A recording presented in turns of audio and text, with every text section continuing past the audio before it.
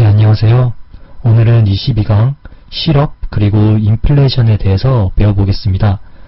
이 두 가지 내용은 우리가 공부하는 그런 경제학 내용 중에서도 특히나 신문 그리고 뉴스와 같은 매체에서 상당히 자주 접할 수 있는 내용입니다. 아마 경제학을 배우기 전부터 혹은 배우지 않은 분들도 익숙하게 알고 있을 만큼 상당히 널리 알려진 용어들이죠. 그 정도로 실업과 인플레이션은 경제에서 절대 빠뜨릴 수 없는 중요한 사항들이라고 볼 수도 있겠습니다.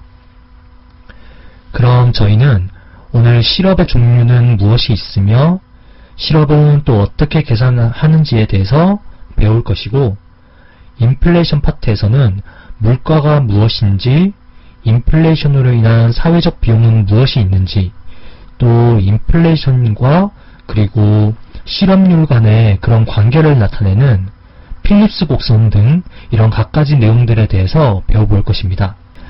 먼저 실업이라는 것은 아주 간단하게 정의를 해보자면 일자리를 가지지 못한 상태라고 정의할 수 있습니다.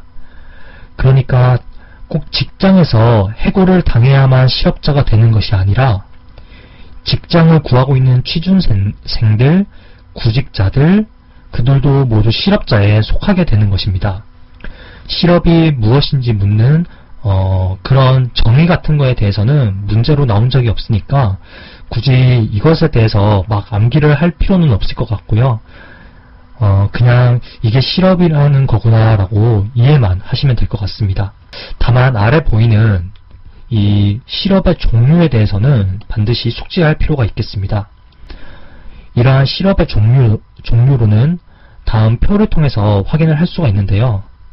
우선 크게 자발적 실업과 비자발적 실업으로 구분을 하여 보자면, 먼저 자발적 실업은 일할 능력은 있으나 현재 임금 수준에서 일할 의사가 없는 상태를 의미합니다. 분명 나는 충분히 일을 할 수가 있는데 여기서는 일을 하고 싶지 않다, 다른 직장을 더 찾아보겠다 라고 말 그대로 자신이 자발적으로 실업자인 상태로 남는 경우를 의미합니다. 자발적 실업에서는 이렇게 마찰적 실업과 그리고 탐색적 실업으로 나뉘는데, 내용을 좀 들여다보자면 이 두 가지의 의미가, 실질적인 의미는 큰 차이는 없습니다. 어찌됐든 더 나은 직장을 찾으려고 하는 과정에서 발생하는 실업의 종류라고 할 수 있겠습니다. 이 마찰적 실업은 직장 간 이동에서 발생하는 실업이라고 말을 할 수가 있는데, 현재 일할 능력은 충분히 있습니다. 갈 수 있는 직장도 분명히 있고요. 그런데 그 회사에서는 만족을 못하는 경우라고 볼 수 있습니다. 구직자도 지금 그 회사는 내가 원하는 회사가 아니다, 나는 다른 곳을 찾아보겠다 라고 이제 직장 간 이동에서 발생하는 실업이라고 볼 수가 있고요. 분명 내가 바라는 회사를 찾고 싶은데 아직은 발견하지 못하여서 계속해서 찾아다니는 과정에서 그 기간 동안은 실업자인 상태로 남아있는 것이기 때문에 발생하는 실업의 한 형태입니다. 물론 탐색적 실업도 큰 의미에서는 동일합니다. 더 나은 직장을 탐색하는 과정에서 나타나는 실업이기 때문에, 그래서 어떤 교과서에서는 탐색적 실업과 이 마찰적 실업을 동일하게 담는 경우도 있고요. 우리가 푸는 문제에서는 탐색적 실업과 마찰적 실업을 굳이 구분하라고 묻는 경우는 아마 없을 겁니다. 그런 문제가 만약에 나온다면 좀 수준이 낮은 문제 유형이라고 볼 수가 있겠죠. 웬만해서는 이 두 가지를 구분하지는 않습니다. 다음은 비자발적 실업에서 이제 구조적 실업입니다. 이 구조적 실업이라는 것은 경제 구조의 변화 과정에서 발생하는 실업인데, 이 말이 무슨 의미냐면 산업 구조는 시간이 지날수록 계속 변화하게 되잖아요. 분명 예전에는 A 산업이 부흥기였는데 시간이 지날수록 A 산업은 저물게 되고 B 산업이 떠오르게 되고, 이것은 이제 경기 변동 과정과는 관계없이 늘 존재하는 실업입니다. 경기가 좋고 나쁘고가 문제가 아니라 산업구조의 자체가 변화하는 과정에서 발생하는 그러한 노동의 수급 불일치, 즉 이로 인해 나타나는 실업의 형태라고 할 수 있습니다. 이 말이 좀 어려울 수는 있는데 각 실업의 종류를 구분하는 키워드를 잘 파악하시면 좋을 것 같습니다.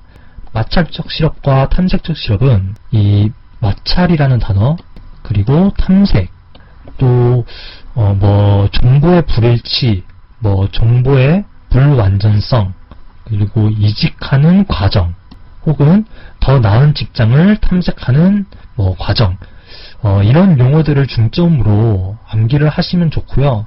구조적 실업은 산업 구조의 변화, 사양산업이라는 단어, 이런 문구가 나온다면 구조적 실업이 될 것입니다.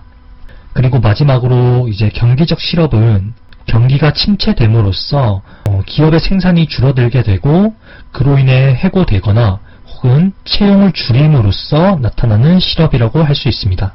경기적 실업에서 주로 나오는 키워드는 경기 변동 혹은 경기 침체, 총수요 이런 문구들이 자주 나옵니다. 이와 관련된 내용들은 감을 좀 익히기 위해서 아래 표까지만 이제 설명하고 다음 페이지에서 문제를 한번 접해보도록 하겠습니다. 아래에는 아까 말씀드린 실업의 종류에 따라 어떤 원인으로 인해 발생했고 또 어떤 해결 방안을 모색할 수 있는지 표로 한번 구성해 봤습니다. 이렇게 실업을 형태에 따라 이렇게 종류별로 구분을 하는 이유가 결국에는 이게 실업의 형태에 따라서 원인과 그에 대한 해결 방안이 모두 다르기 때문에 어떠한 원인으로 인한 것인지도 알아두면 좋을 것입니다. 먼저 마찰적 실업과 탐색적 실업은 발생 원인이 비슷합니다. 그렇기 때문에 해결 방안도 별 다를 바가 없고요. 더 나은 직장을 찾으려고 하는데 마땅한 정보가 없고 그래서 그로 인해 나타나는 실업이라고 볼 수 있습니다. 그리고 구직자뿐만 아니라 기업의 입장에서도 자신이 원하는 인재를 찾으려고 하는데 마땅한 정보를 찾지 못하여서 자신이 이제 기업이 원하는 이제 구직자를 찾지 못하는 그런 일자리 간의 미스매칭이 발생한 것, 즉 정보의 불완전성으로 인해 이러한 실업이 발생한 것입니다. 그래서 이거는 정부가 직접 나서서 직업 정보망을 확충하여 각 경제 주체들에게 정보를 제공하고 그로 인해 탐색 비용을 낮추는 방식으로 접근하여 문제를 해결할 수 있을 것입니다. 직장을 구하는 데 따라 소요되는 일련의 시간을 단축시켜주는 것이 핵심이겠습니다. 그리고 구조적 실업은 위에서도 말씀드렸듯이 산업 구조의 변화, 그리고 산업 구조가 변함으로써 침체되는 산업에서 노동들이 다른 부문으로 이동하는 과정, 노동의 수급 불일치로 인해 발생하는 것이고, 이에 따른 정부의 그런 인력 정책이 마련되어야 할 것입니다. 그리고 경기적 실업은 아까 전에도 말씀드렸듯이 경기 침체로 인해 발생하기 때문에 정부가 총수요 확대 정책을 실시하여서 경기 활성화 방안을 모색하는 것이 하나의 해결책이라고 볼 수 있습니다. 그럼 다음 페이지에서 한번 문제를 접해보겠습니다. 1번은 이 사업으로 인해 감소될 가능성이 가장 큰 실업의 유형을 묻고 있는데, 그러니까 정보가 어떤 정책을 시행하게 되면 기존에 발생한 그런 실업 유형 중에서 어떤 유형의 실업이 감소하겠는가를 묻는 문제입니다. 위에 질문을 보시면 고용보험 사업을 일환으로 실업자들에게 구직 정보를 제공한다 라고 되어 있습니다. 이전 페이지에서 배웠을 때 정보를 제공함으로써 줄일 수 있는 실업, 즉 기존의 정보의 불일치로 인하여 발생한 실업을 이렇게 정보 제공으로 해결할 수 있는 실업이기 때문에 우리는 이것을 손쉽게 마찰적 실업이라고 떠올릴 수 있겠습니다. 정답은 1번 마찰적 실업. 다음 2번 문제. 디지털 카메라의 등장으로 디지털 카메라가 등장을 했네요. 그리고 기존의 필름 산업이 쇠퇴하였다. 필름 산업의 종사자들이 일자리를 잃을 때 발생하는 실업. 자, 원래는 필름 산업이 시장에서 경제 활동을 했는데 디지털 카메라의 등장으로 인해서 필름 산업은 쇠퇴하게 되고 그로 인해 사양 산업이 되었죠. 그래서 사양 산업이 된 필름 산업에서의 종사자들이 일자리를 잃게 되었습니다. 이것은 산업의 구조가 변한 것이기 때문에 우리는 바로 구조적 실업이라고 떠올릴 수 있겠습니다. 정답은 구조적 실업. 이렇게 실업의 종류에 대해 묻는 문제에서는 전혀 어려울 게 없습니다. 왜냐하면 어떤 실업이 무슨 특징을 가지고 있는지 잘 알아두시면 무조건 이거는 정답으로 맞힐 수 있는 것입니다. 네, 다음은 고용지표입니다. 이게 사실 말만 거창하게 해서 고용지표이지 그냥 간단하게 말해서 실업률, 고용률 이런 수치들을 담은 지표라고 볼 수 있는데요. 실제 고용지표는 보다 전문적인 과정을 통해서 이루어지겠지만 저희는 시험을 위해서 단순히 실업률이나 고용률 등을 계산하는 그런 수준으로만 학습하면 될 것 같습니다. 사실 이러한 고용지표를 만드는 이유는 국가 내, 경제 내에 존재하는 실업률이 어느 정도인지 파악하여 고용의 질을 계산하기 위한 것, 혹은 노동시장, 경제 상황을 분석하여 보다 필요한 정책을 수립하고 시행하기 위한 것이라고 보면 될 것 같습니다. 이러한 실업 문제가 얼마나 심각한지를 파악하기 위해서 지표를 통해 분석을 하게 되는데 이는 단순히 경제 내에 존재하는 실업자 수를 절대적인 수치로만 산정하는 것이 아니라 아래에 보이는 것처럼 실업률, 고용률 이런 것과 같은 통계 지표를 통하여 파악할 수 있는데요. 이런 문제는 시험에서도 상당히 자주 나오는 빈출 문제입니다. 그래서 강의를 통해서 반드시 암기해 주시는 게 중요하다고 볼 수 있습니다. 하지만 이것을 계산하기 위해서는 노동시장을 구성하는 인구 구성부터 먼저 알아봐야 할 필요가 있습니다. 위에 이 표를 보시면 먼저 전체 인구에서 생산 가능 인구와 15세 미만 인구로 나뉘는데요. 15세 미만 인구가 대비하여서 생산 가능 인구는 15세 이상 인구라고 합니다. 사실 보통은 이 생산 가능 인구를 15세 이상 그리고 15세부터 64세까지이다 라는 점을 알아두시면 되겠고 여기서는 이제 별다른 건 없고 이제 생산 가능 인구에서 또 경제 활동 인구와 비경제 활동 인구로 구분이 됩니다. 여기서 비경제 활동 인구라고 해서 이게 마치 중요하지 않은 내용처럼 보일 수도 있는데 사실 그렇지는 않고 이 비경제 활동 인구도 상당히 중요한 부분을 차지할 수 있습니다.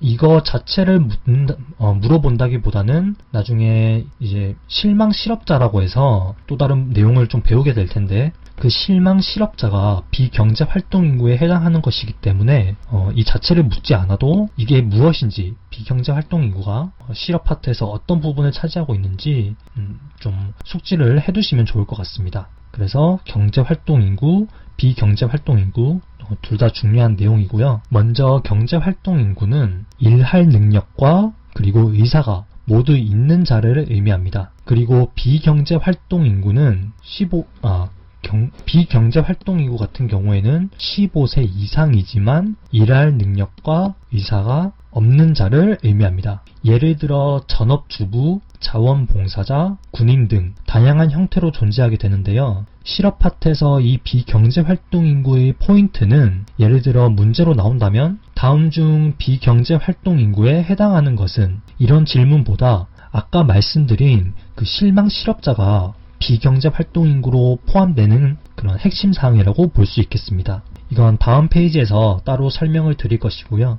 먼저 비경제 활동 인구에는 이렇게 전업주부, 군인, 취업준비생 혹은 그냥 일을 구하지 않고 쉬는 사람 이런 경제 주체들이 포함되어 있다는 사실을 한번 편하게 읽어보시면 좋을 것 같습니다. 그리고 경제 활동 인구는 취업자와 실업자로 구분이 되는데요. 먼저 취업자는 일주일에 1시간 이상 근로를 했거나 그러니까 수입 목적으로 일을 했거나 또 밑에 보시면 일주일에 18시간 이상 그것을 이제 가족이 운영하는 사업장에서 일주일에 18시간 이상 무급으로 일했다고 한다면 이들은 모두 취업자로 분류됩니다. 사실 이런 점들이 이제 문제점으로 지목이 되고 있기도 한데요. 저희가 생각을 해보면 보통 정규직으로 일을 하면 일주일에 40시간가량 일을 하게 될 텐데 실업률 통계상 기준에 따르면 일주일에 2시간만 일해도 취업자로 분류가 된다는 것이죠. 그래서 이것 때문에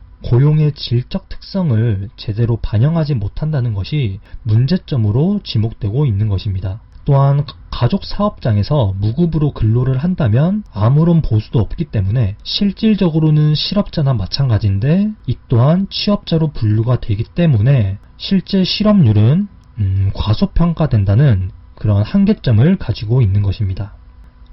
다음은 이제 우리가 이 취업자와 더불어서 실업자도 한번 파악을 해봐야 되는데요. 실업자는 이 밑에 이 부분은 이제 실업자에 관한 설명입니다. 자, 자리가 부족해서 세부 내용을 여기다 두었는데 먼저 일할 의사가 있어야 합니다. 실업자라고 해서 일할 의사가 없는 것이 아니라 일할 의사가 없으면 비경제 활동인구로 내려가는 거고요. 실업자로 분류되기 위해서는 일할 의사가 반드시 있어야 됩니다. 그리고 일을 하겠다는 자신의 의사는 분명해야 하고 또한 현재 일을 하지 않아야 합니다. 일을 하고 있다면 취업자겠죠? 실업자가 아니라. 실업이라는 것 자체가 지금 일자리가 없는 상황인데 일을 하고 있다면 그것은 당연히 누가 봐도 실업자가 아니겠죠. 그러니 일을 안 하고 있는 상태여야 하고요. 마지막으로 적극적으로 구직 활동을 해야 합니다. 만약 이 세 가지 중에서 한 가지라도 충족되지 않는다면 이것은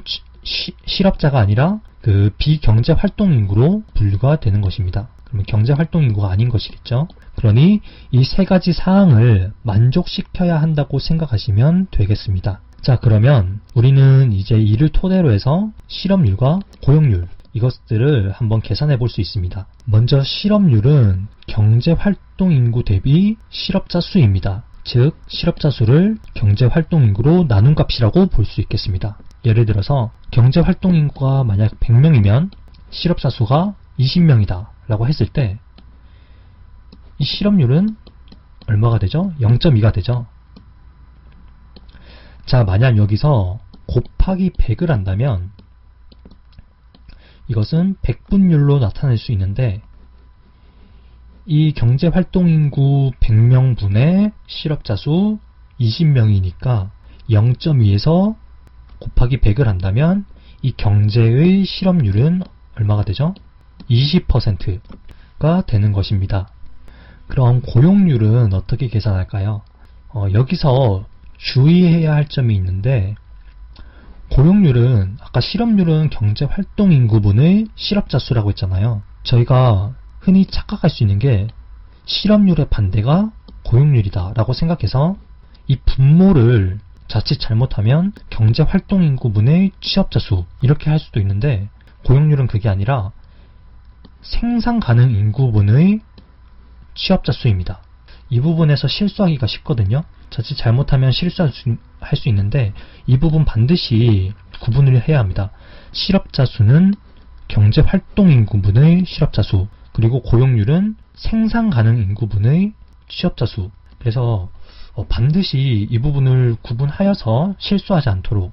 왜냐하면 실업률과 고용률은 결국 문제 풀이할 때 가장 중요한 것이 계산 문제거든요. 그래서 반드시 주의를 하셨으면 좋겠습니다. 만약 경제활동인구분의 취업자 수가 된다면 여기 고용률은 생산가능 인구분의 취업자 수라고 말씀드렸잖아요. 근데 분모의 생산가능 인구가 아니라 경제활동 인구가 온다면 그것도 올 수는 있습니다. 그렇게 된다면 고용률이 아니라 여기 보시면 이렇게 취업률이 됩니다. 문제로 가끔씩 고용률과 취업률을 구분하는 문제가 나오기도 하는데요. 취업률로 나올 때는 경제활동인구분의 취업자 수입니다. 이 세 가지가 좀 헷갈릴 수 있는데 이것도 반복 학습하시다 보면 차츰 익숙해질 거라고 생각합니다. 처음에는 당연히 헷갈릴 수밖에 없고요. 이 고용률과 취업률 구분 반드시 하시고 문제에서 어떤 걸 묻는지 잘 파악하신 후에 그에 맞게 맞춰서 공식을 생각하시면 계산하기가 좀 더 편할 거라고 생각합니다. 물론 처음에는 어렵겠죠.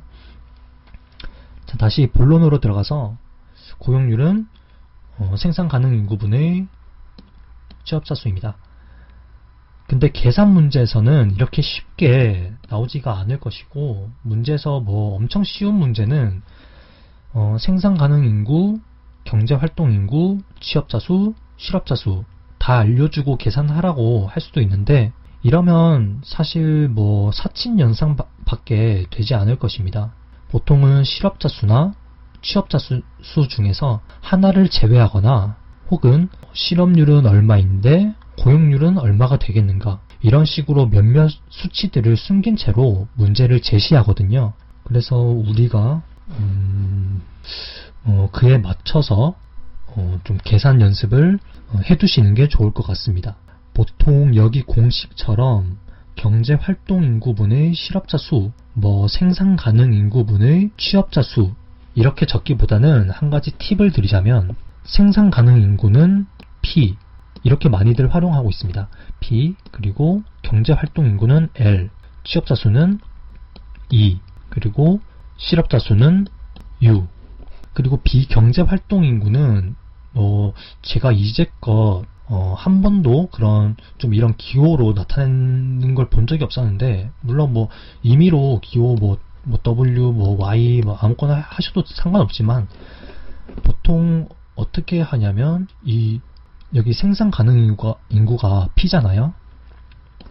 P에서 L을 뺀 값, 이 경제 활동 인구를 뺀 값, 제한값을 비경제 활동 인구라고 이렇게 할 수도 있습니다. 이렇게 뭐 나름의 알파벳이나 기호를 통하여서 문제를 푼다면 더욱더 수월하게 풀이할 수 있을 거라고 생각합니다. 그리고 마지막으로 이제 경제활동 참가율인데, 이 문제는 사실 잘 안 물어보긴 한데, 뭐 제시문에서 경제활동 참가율이 몇 %이다 이런 식으로 나올 수는 있습니다. 그래서 이런 좀 힌트를 가지고 실업률이나 고용률 등을 유추하는 문제로 그렇게 출제가 될 수 있기 때문에 경제활동 참가율도 한번 알아보시면 좋을 것 같습니다. 이것은 생산 가능 인구분의 경제활동 인구, 그러니까 P분의 L, 이게 경제활동 참가율이라고 할 수 있습니다. 생산 가능 인구 중에서 과연 얼마만큼의 인구가 경제활동에 참가를 하고 있는가, 그것을 나타내는 지표라고 볼 수가 있겠고요. 그리고 그렇게 많이 어렵지는 않으니까 이런 지표 또한 학습할 필요가 있을 것 같습니다. 생산 가능 인구 중에서 경제활동 인구, 그러니까 이 생산 가능 인구 분의 경제활동 인구, 경제활동 인구가 뭐였죠? 취업자랑 실업자, 이렇게 두 가지로 구성이 된다고 했잖아요. 그러니까 경제활동 인구는 U 플러스 E, 이런 식으로 분해해서 해석을 해보시면 나중에 계산 문제를 풀 때 좀 더 수월하게 풀지 않을까, 그렇게 생각합니다. 그러니까 시험에서 절대 헷갈리지 않게 다들 완벽하게 숙지하시기 바랍니다. 다음은 통계상의 함정인데, 아까 제가 실망실업자라는 용어를 한번 언급한 적이 있었는데, 이 실망실업자라는 것은 자발적으로 구직활동을 포기한 사람을 의미합니다. 이 실망실업자의 존재로 인하여 실업률이 정상 수준보다 좀 더 그렇게 낮게 보이는 이른바 통계상의 함정을 초래할 수 있는 것입니다. 이게 무슨 말인가 하면, 아까 이전 페이지에서도 봤듯이, 자, 여기서 이제 기존에 실업자가 존재했는데, 이 실업자는 사실 경제활동 인구에 포함이 됐었거든요. 근데 실업자가 구직활동을 하면서, 지금 이제 구직활동을 잠시 포기하고 싶다 라고 포기했을 때, 이 사람은 경제활동 인구가 아니라 비경제활동 인구로 구분이 되는 것입니다. 새로 분류가 되어 비경제활동 인구로 이동을 하게 되는데, 그렇게 된다면 자, 원래 경제활동인구였죠. 근데 실업자가 경제활동인구에서 빠지고 제외가 되는 거죠. 실망실업자가 되면서. 그래서 그 사람은 실업자가 아니라 아예 비경제활동인구로 빠지게 되니까 이 실업자 수가 빠지는 만큼 경제활동인구 수도 동시에 하락하게 됩니다.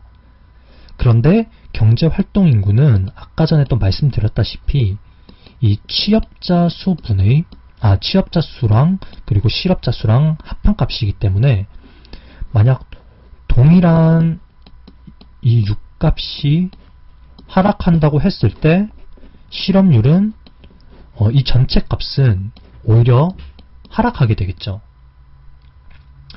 그래서 분자와 분모가 동일한 값으로 하락한다면 이 전체 값도 하락하기 때문에 만약 실업자가 구직을 포기하게 된다면 실질적으로는 실업자 상태로 유지하게 되는 것이지만 오히려 통계상의 실업률은 낮아 보이게 되는, 오히려 낮아지는 그런 영향을 미치게 되는 것입니다. 즉 경제 상황이 이제 개선되었다고 보고 정책 수립을 잘못하게 되는 그런 결과가 나타날 수도 있는 거겠죠. 그래서 왜냐하면 통계상의 지표로 봤을 때 오히려 경제 상태가 실업률이 낮아졌으니까 지금은 양호한 것이라고 판단을 하게 되었을 때 이러한 문제가 나타나게 되는데, 보시면 이제 문제점으로는 자, 실업률을 낮게 보이게 하는 오류가 발생한다 라고 되어 있습니다.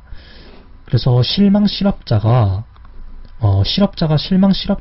실업자로 이동하게 되었을 때는 이 실업률이 원래 수준보다 하락하게 되는, 그래서 실질적으로는 실업자인데 이 실업률만 낮아지게 되는 그런 문제가 한계점이 발생한다는 것입니다. 이 부분을 한번 참고해 보시면 좋을 것 같고요. 그리고 실업률 중에서도 자연 실업률이라는 내용을 반드시 배우고 넘어가야 하는데 이 자연 실업률은 거시경제학에서도 매우 중요한 위치를 담당하고 있을 정도로 핵심적인 사항입니다. 물론 다른 내용들도 정말 중요하지만 이 자연 실업률은 완전 고용 수준을 의미하는 것이기 때문에 정책 당국에서도 자연 실업률을 목표로 달성하고자 갖가지 정책을 시행하게 되는 것입니다. 이 자연 실업률의 정의를 보자면 먼저 노동시장의 균형으로 인해 경제 내에서 사라지지 않고 지속적으로 존재하는 실업률이다 라고 되어 있습니다. 물론 이거 말고도, 여기 나와 있는 정의 말고도 8가지 이상의 정의들이 있는데 제 생각에는 이 첫 번째 이 개념이 가장 기초적이면서도 이해하기 쉬운 정의라고 생각하여 이렇게 언급하였습니다. 지속적으로 존재한다는 말은 경제 내의 실업률이 결코 0%가 될 수 없다는 것입니다. 물론 이론적으로는 0%가 될 수 있지만 현실적으로는 불가능하다는 것입니다. 사실 경제에서 2~3% 정도의 실업률만 달성한다고 하더라도 완전 고용 수준을 달성했다라고 볼 수 있는데, 그때의 실업률이 바로 자연 실업률이라고 볼 수 있습니다. 그리고 경제 전체의 장기적인 실업률, 평균적인 실업률이죠. 또 아래에 이제 네 번째 보시면 이것도 참 중요한데, 인플레이션을 가속화하지 않으면서 달성할 수 있는 실업률. 이것을 영어 이제 약자로 나이로라고 하는데, 이것이 인플레이션을 가속화하지 않으면서 달성할 수 있는 실업률입니다. 이것은 이제 필립스 곡선이라는 것이 무엇인지 알아야 이해할 수 있습니다. 곧 나중에 이제 필립스 곡선에 대해서도 배울 것이니까 이건 조금만 있다가 필립스 곡선을 공부하면서 다시 언급하도록 하겠습니다. 그리고 노동시장이 균제 상태를 달성할 때의 실업률로도 정의할 수 있는데요. 이 균제라는 말은 저희가 처음 들어본 말이라고 생각하는데, 사실 경제학을 공부하면서 균형이라는 용어는 자주 접했을 것입니다. 상당히 중요하기도 하고요. 하지만 균제 상태는 이번이 처음이죠. 기존의 균형이라는 것은 정적인 상태에서 경제 변수들이 이제 균형을 이루는 것이라고 볼 수 있는데, 이에 반해 균제 상태는 정적인 상태가 아니라 경제 변수가 동태적으로 변화하는 경우에 이루어지는 그런 균형 상태를 의미합니다. 예를 들어서 자, 아래 보시면 SE는 FU다. 이 S는 실직률을 의미하고 F는 구직률을 의미합니다. 그리고 E와 U는 아까 전에 앞에서도 봤듯이 E는 취업자 수, U는 실업자 수 이렇게 되고요. 여기서 SE는 S 곱하기 E는 기존의 취업자인 상태에서 그 취업자들이 이제 실직을 하게 되는, 그러니까 취업자에서 실업자로 전환하게 되는 비중을 의미하는 것이고, 반대로 FU는 실업자에서 취업자로 전환되게 되는 그러한 비중을 의미하는 것입니다. 이렇게 동태적인 과정에서 양변이 일치할 때, 지우고 이 양변이 일치하게 될 때 이것을 두고 균제 상태라고 하는데, 이때 자연 실업률은 아래 보시면 이 UN이 자연 실업률을 의미하는 것입니다. 이때 보시면 이 실직률 플러스 구직률 분의 실직률, 이 값이 바로 자연 실업률이라는 것입니다. 그러니까 S 플러스 F분의 S. 이게 원래 증명 과정도 있는데, 저희가 실업률을 계산할 때 실업률이 무엇이다? 경제활동인구 실업자 수 플러스 취업자 수, 이게 경제활동인구죠. 이거 분의 실업자 수라고 했잖아요. 그래서 이 균제 상태 이 조건을 여기에 대입을 하면 이때 실업률이 이 S 플러스 F분의 S가 되는 것입니다. 이렇게 자연 실업률이 도출되는데 사실 크게 어려운 부분은 아닌데, 한번 대입을 해보시면, 궁금하신 분들은 한번 대입을 해보시면 이 실업률이 달성이 된다는 것을 아마 아실 겁니다. 그렇게 크게 중요한 내용은 아니지만 물론 중요한 내용이긴 한데, 이게 좀 중급 수준 이상에서의 문제에서 나오기 때문에 저희가 테스트 같은 시험에서 경제학을, 테스트 같은 시험을 위해서 경제학을 공부할 때는 아마 이 문제까지는 안 나올 거라고 생각합니다. 하지만 그래도 저희가 한번 다시 이해를 돕기 위해서 문제를 통해서 한번 파악해 보도록 하겠습니다. 이게 2016년 서울시 7급 문제인데 절대 어렵진 않습니다. 정말 간단하고요. 저희가 아까 살펴봤던 자연실업률 공식에 대입만 하면 될 정도로 매우 간단한 문제입니다. 자, 문제를 먼저 파악해보자면, 경제활동 인구가 1000만 명, 일정한 상황, 변하지 않고 일정한 상황이죠. 그리고 비경제활동 인구는 존재하지 않는다 라고 했는데, 사실 이 두 줄까지는 별로 필요가 없습니다. 저희가 이 문제를 풀 때는 필요가 없고, 중요한 것은 이 아랫부분입니다. 이 아랫부분인데, 자, 보시면 취업인구 중에서 매달 일자리를 잃는 노동자의 비율이 2%다 라고 했을 때, 아까 전에 저희가 그 실직률을 봤더니 실직률이 여기서는 2%다. 0.02. 그리고 실업인구 중에서 매달 취업이 되는 노동자의 비율은 구직률이니까 14%죠. 0.14. 이것을 저희가 아까 그 자연 실업률이라는 것을 공식을 떠올려 본다면 S 플러스 F분의 S, 여기에 이 수치를 그냥 대입만 해주시면 되는 겁니다. 매우 간단한 문제이고요. 이렇게 된다면 값이 0.125, 그러니까 자연실업률은, 이 경제의 자연실업률은 12.5%다 라는 것입니다. 한 나라의 노동시장이 이제 균제 상태를 이룰 때 달성되는 실업률을 구하게 되면 그것이 바로 자연 실업률로 해석을 할 수가 있는 것입니다. 다음 문제 하나만 더 보자면 다음 중 자연 실업률에 대한 설명으로 옳은 것은, 이 옳은 것과 옳지 않은 것 잘 구분을 해주셔야 됩니다. 자연 실업률은 모든 국가에서 동일하다. 동일하진 않습니다. 왜냐하면 국가마다 경제 구조가 다 다르고 산업 구조가 다르기 때문에 자연 실업률은 결코 같을 수가 없습니다.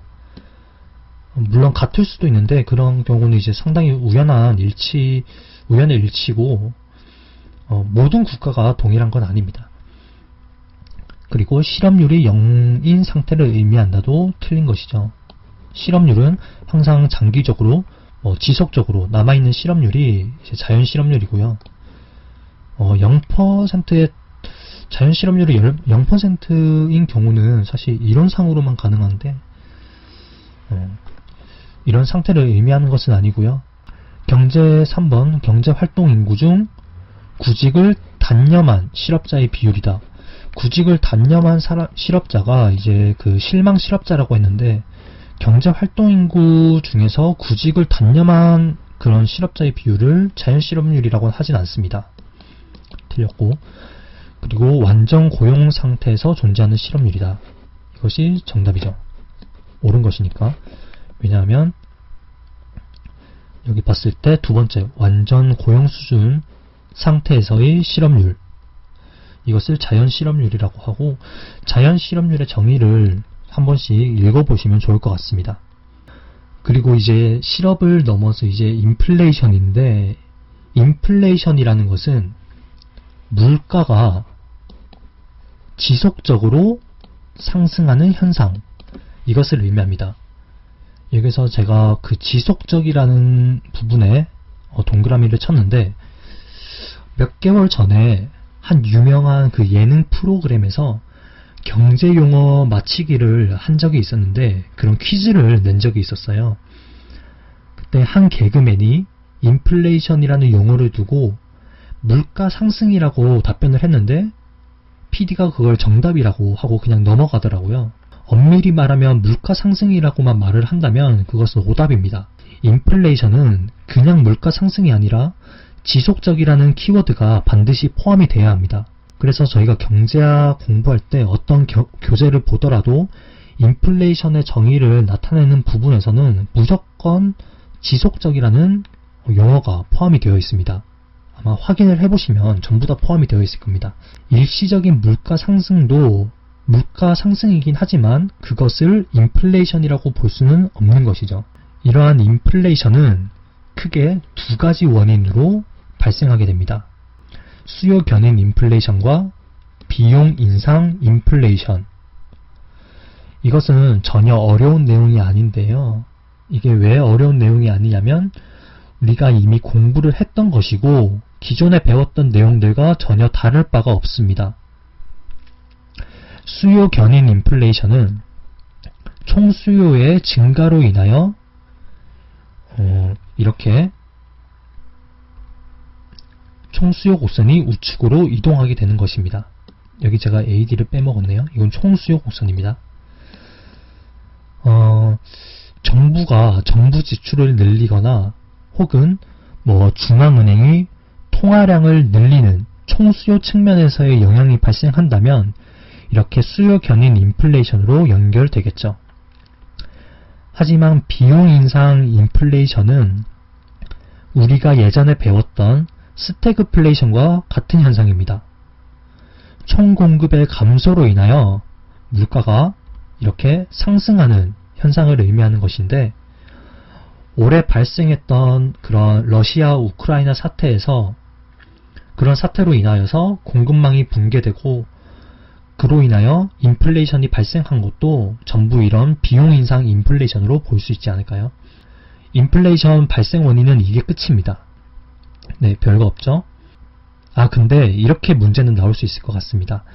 예를 들어서 비용 인상 인플레이션의 원인으로 옳은 것은 이라는 문제가 나왔을 때 1번 정부 지출의 증가, 2번 통화량 공급 확대. 3번 원재료 가격 인상.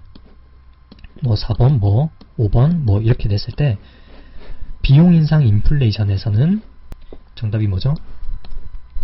5번이죠. 아마 이런 식으로는 나오지 않을까 생각을 합니다. 인플레이션 발생 원인을 물으면서 어떤 요인으로 인해 증가했는지 혹은 옳지 않은 것 등 이렇게 나올 수 있을 것 같습니다. 자, 그럼 인플레이션을 설명하면서 물가를 여러 차례 언급을 하였는데, 그렇다면 이 물가라는 것은 무엇을 의미할까요? 우리가 이미 배운 적도 있을 텐데, 물가라는 것은 개별 물건의 가격이 아니라 경제 내에 존재하는 대표적인 물품들의 가격들을 종합하여서 그것을 가중평균하여 산출한 수치를 물가라고 합니다. 사람들이 하는 말을 들어보면 가끔씩 요즘 물가가 너무 많이 올랐다. 물가가 올라서 붕어빵 가격도 비싸졌더라. 이런 말을 하는데 어떻게 보면 맞는 말이기도 하지만 이게 붕어빵 가격이 올랐다고 해서 물가가 오른 게 아니라 물가는 시장에 존재하는 물건들의 가격을 전반적으로 나타내는 지수라고 할 수 있습니다. 이처럼 한 경제의 물가는 물가지수를 통하여 측정 및 분석할 수 있는데, 우리가 가장 흔하게 접하는 물가지수가 바로 여러분도 잘 아시는 CPI, 즉 소비자 물가지수입니다. 이러한 경제지표는 경제를 진단하는 데 있어서 매우 중요한 그런 요소이기 때문에 항상 경제 주체들이나 정부들이 좀 주시하고 있는 그런 지표들이라고 볼 수 있겠죠. 이와 더불어서 PPI는 생산자 물가지수, 그리고 또 GDP 디플레이터 등 이러한 물가지수의 종류는 하나만이 아니라 다양하게 종합해서 산정하게 되는데, 각각 작성 목적이 달라서 모두가 동일한 결과값으로 도출되지는 않습니다. 하지만 이보다 더 중요한 것은 이제 아래 보이는 물가 상승률과 그리고 물가지수, 그리고 화폐의 구매력 측정인데요. 이것도 전혀 어려운 내용은 아니니까 하나씩 한번 살펴보겠습니다. 먼저 물가지수부터 저희가 한번 살펴보자면, 이는 비교 시점 물가지수에서 기준 시점 물가지수로 나누어 주고, 이것을 곱하기 100을 한다면 물가지수가 도출되는 것입니다. 여기서 예를 들어서 기준이 되는 시점에서 물가 수준이 100인데 비교가 되는 시점에 물가 수준이 102라면 이 현재 비교 시점에 나타나는 그 물가 지수는 102가 된다고 볼 수 있겠습니다. 여기서 곱하기 100을 하면 이건 102가 되겠죠. 즉 물가 변동이 얼마나 이루어졌는지 파악해 보면 기준 시점보다 물가가 상승했다는 것을 알 수 있습니다. 왜냐하면 이 물가 지수는 100을 기준으로 해서 이 100을 초과하게 된다면 기준 시점보다 물가가 상승한 것이고, 100 미만이라면 비교 시점의 물가 수준이 기준 시점보다 오히려 낮은 것이라고, 하락한 것이라고 해석할 수 있습니다.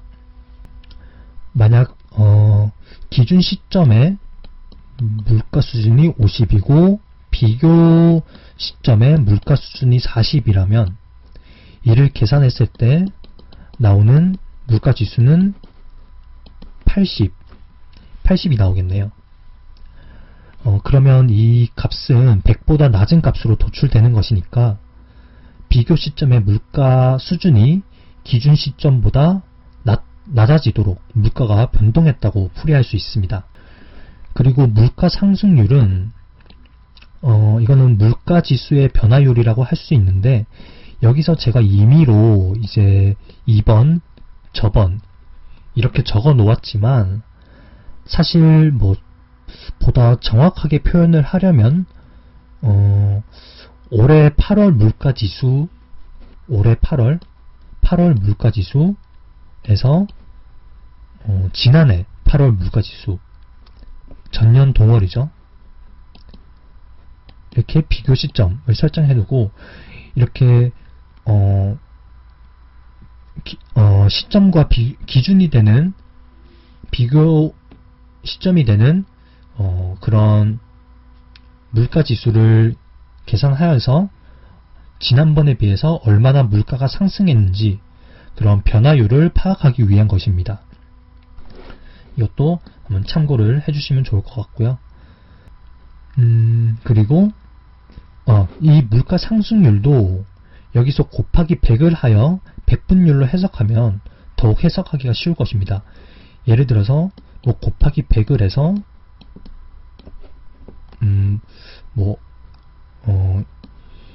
120이 나왔다.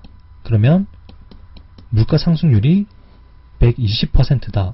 물론 현실적으로는 말이 안 되는 것이긴 하지만 그냥 예를 들어서 그렇게 말씀을 드린 겁니다. 120%면 큰일 나겠죠.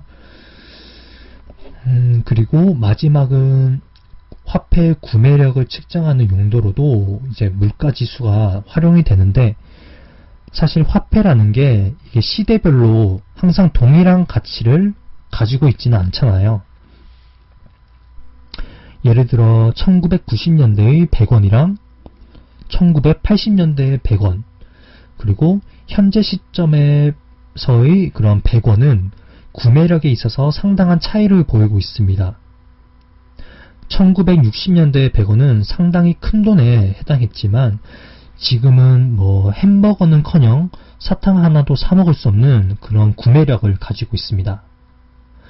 이처럼 기준연도와 비교연도를 서로 비교하여서 그때 화폐 가치가 현재로 따지면 얼마인지, 혹은 현재 화폐 가치가 다른 시기의 가치로 환산하면 얼마인지에 대해 측정할 수 있도록 하는 것입니다. 아래 식을 보시면 비교연도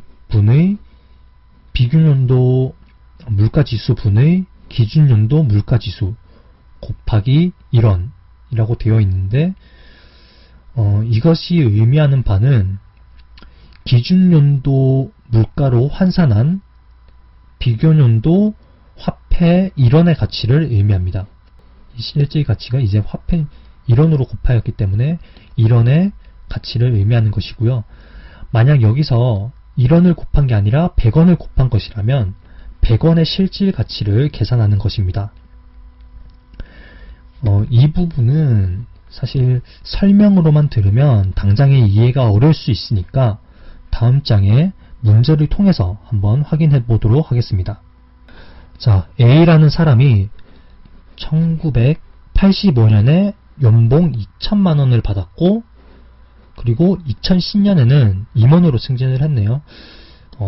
연봉 1억을 받고 있습니다. 자, 이때 물어보는 게 1985년에 물가지수가 50, 2010년에 물가지수가 125라면 2010년 물가로 환산한 거죠. 2010년 물가로 환산한 A의 1985년의 연봉은 얼마인가? 이것을 묻는 문제입니다. 자, 이게 지금 묻는 것은 1985년의 연봉인데 원래는 2천만원을 받았잖아요. 근데 이것을 2010년 물가지수로 환산한 것입니다. 그러니까 원래는 1985년에는 물가지수가 50이었는데 이 상태에서 2천만원을 받았는데 2010년 물가지수가 125인 상태에서 받는 1985년의 연봉은 얼마인지를 물어보는 것입니다. 그래서 이것을 한번 저희가 계산을 해보자면 비교연도 물가지수 분의 기준연도 물가지수. 자, 여기서는 기준이 되는 연도는 2010년이고 그때 물가지수는 125죠. 그리고 비교년도가 되는 물가지수는 50입니다. 그리고 여기서 이 값은 이 분수값은 2.5가 되는데, 여기서 저희가 질문에서 물어본 것은 1985년의 연봉이잖아요. 1985년에는 원래 2천만원을 받았는데 이것의 실질적인 가치가 얼마인가를 물어보는 것이기 때문에 여기서 곱하기 2천만원을 하는 것입니다. 2.5 곱하기 2천만원. 그럼 답은 5천만원이 나오겠죠. 그래서 정답은 3번 5천만원이 되겠네요. 문제로 접했을 때 이해가 더 쉽다고 생각하여서 예전에 2014년 공인노무사 경제학 문제를 한번 가져와 봤습니다. 자, 그럼 다시 인플레이션으로 돌아가서 다음은 인플레이션이 발생시키는 사회적 비용에 대한 내용입니다. 물론 인플레이션이 경제에 부정적인 영향을 미치는 것은 아니지만 보통 물가 상승이라는 현상을 접하게 되면 경제 주체들은 보통 안 좋은 현상이라고 인식을 하게 될 것입니다. 이와 같이 인플레이션은 경제, 사회 내 갖가지 비용을 초래하게 되는데, 이러한 비용은 크게 두 가지로 구분이 됩니다.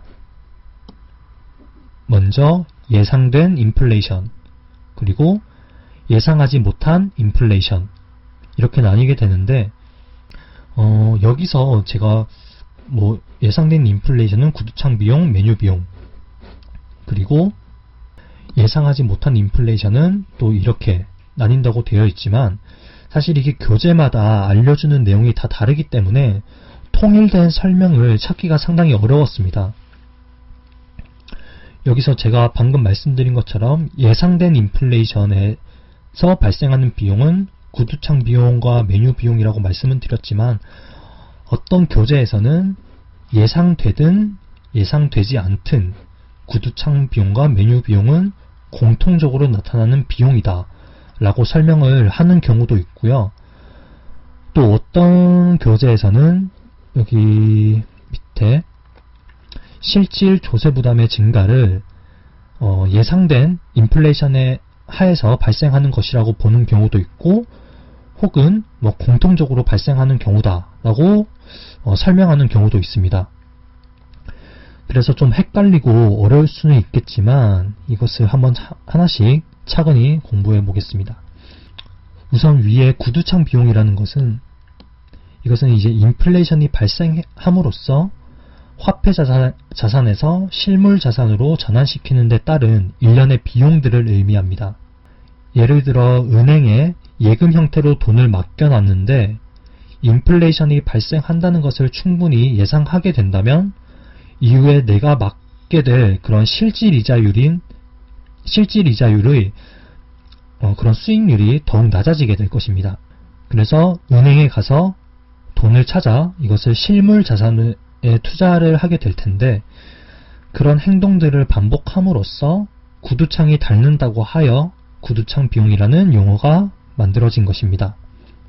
그리고 메뉴 비용은 인플레이션이 발생함에 따라서 기업들은 자신의 상품 가격을 바꾸게 되는데, 그렇게 된다면 해당 상품이 기재된 메뉴판도 계속 바꿔야 하잖아요. 그래서 메뉴 비용은 상품 가격을 변화시키는 데 따라서 소요되는 그런 일체의 경제적 비용을 의미한다고 할 수 있습니다. 이런 메뉴 비용과 그리고 구두창 비용은 예상된 인플레이션이든 예상되지 않은 인플레이션이든 모두 발생하는 그런 비용이지만, 주로 예상된 인플레이션에서 더욱 크게 발생한다고 생각하시면 됩니다. 왜냐하면 인플레이션이 발생할 거라고 경제 주체들이 미리 예상하게 된다면 더 자주 왔다 갔다 하면서 구두창 비용이 닳고, 그리고 상품 가격을 자주 바뀌게 되면서 메뉴 비용이 발생하게 될 테니까요. 다음은 예상하지 못한 인플레이션에서 발생하는 비용인데, 채권자와 채무자의 부의 분배. 이거부터 먼저 말씀을 드리자면, 저희가 피셔 방정식을 한번 생각을 해본다면, 피셔 방정식이 이제 명목이자율은 실질이자율 플러스 인플레이션. 여기서 2를 붙여주면 이거는 expectation을 의미하는 예상, 기대가 되겠죠. 경제 주체들이 가지는 기대 인플레이션을 의미합니다. 앞으로 물가가 어떻게 변하는가에 따라서 이 대문자 R이 의미하는 명목이자율이 변화하게 되는데, 원래 명목이자율은 실질이자율과 동일한 상태에서 원래는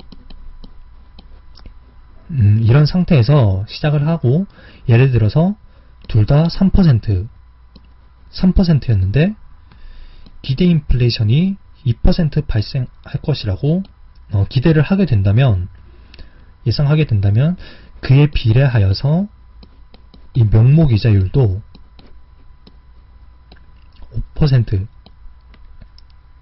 5%가 되는 것입니다.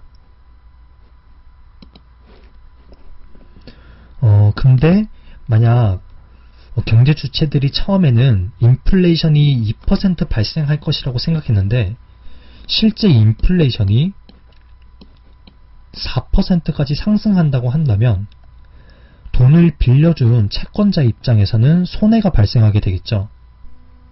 왜냐하면 실제로는 인플레이션이 4%이기 때문에 채권자는 실질이자율 3%에서 4%를 더하여 총 7%의 명목이자율을 받아야 했었지만, 기존의 기대 인플레이션, 즉 앞으로 인플레이션이 이 정도 발생할 것 같다라는 수준을 2%로만 생각하여서 명목이자율을 5%로만 정했기 때문에 실제로 인플레이션이 더욱 높아지게 된다면 채권자 입장에서는 불리하게 작용하게 되는 것입니다. 그래서 인플레이션이 발생하면 채권자에서 채무자로 부의 분배가 이루어진다는 것입니다. 반대로 인플레이션이 아니라 디플레이션이 발생하면 채무자에서 채권자로 부가 분배하게 되겠죠.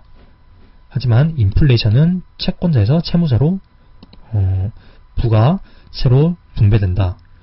이 부분은 정말 자주 나오는 내용이니까 이 구두창 비용, 메뉴 비용과 그리고 채권자 이 부의 분배, 이 부분이 가장 자주 나오는 문제들입니다. 반드시 알아두셔야 하고요. 아까 말씀드린 피셔 방정식, 명목이자율, 기대 인플레이션 이런 것들을 하나씩 증명해도 상관은 없지만 이런 계산 문제까지는 사실 안 나올 겁니다. 보통은 줄글로 막 이렇게 나와 있고 다음 중 인플레이션 비용에 따른 사회적 비용에 관한 내용으로 옳은 것은 혹은 옳지 않은 것은, 이런 식으로 문제가 많이 나오기 때문에 그냥 이 부분을 암기만 하셔도 좋을 것 같습니다.